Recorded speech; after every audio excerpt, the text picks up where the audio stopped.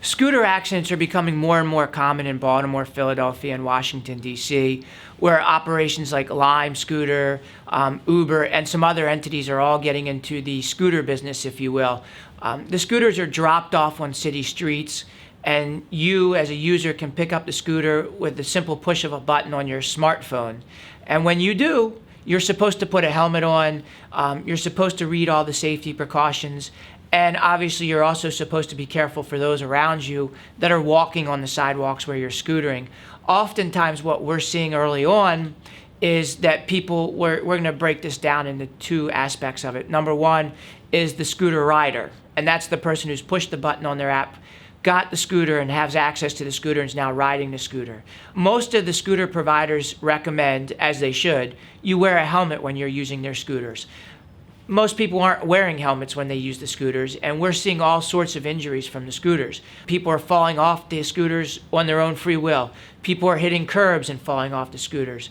People are hitting other scooters and falling off the scooters. They're not sure how the brakes work or the accelerator works, and it's causing them to fall off the scooters. We've seen quite a few accidents where people have had head injuries. As a law firm, what we have to do is analyze what happened. Was the scooter user negligent? Did they fail to brake when they should have? Did they accelerate too quickly? Not much different than anything you would do with an automobile when you're in an automobile accident. We analyze automobile accidents and scooter accidents the same way. Scooter accidents happen for a couple of reasons. One is negligent maintenance of the scooter. And if the scooter's not maintained properly by the scooter company, the scooter user would have a claim against the scooter company for any injuries they sustained. But what we have to do as lawyers is prove that the scooter company, whoever it was negligent in failing to maintain that scooter.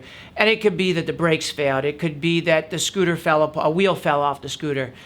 Because one of the elements of the scooter's repair is that there are people out there paid by the scooter companies to check on these things daily, weekly, or whatever the routine maintenance schedule is, and make sure that the scooters are functioning properly.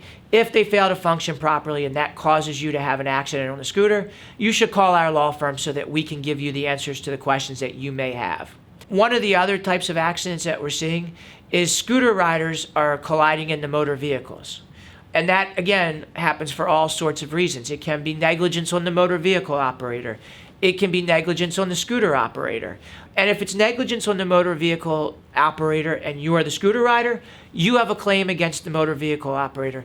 No different than if you're walking through a city street and a driver hits you while you're in a crosswalk.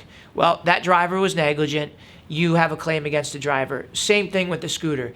If you are operating a scooter on a roadway where it's lawfully permitted to be, and a motor vehicle collides into your scooter and causes you injuries, you may have a claim.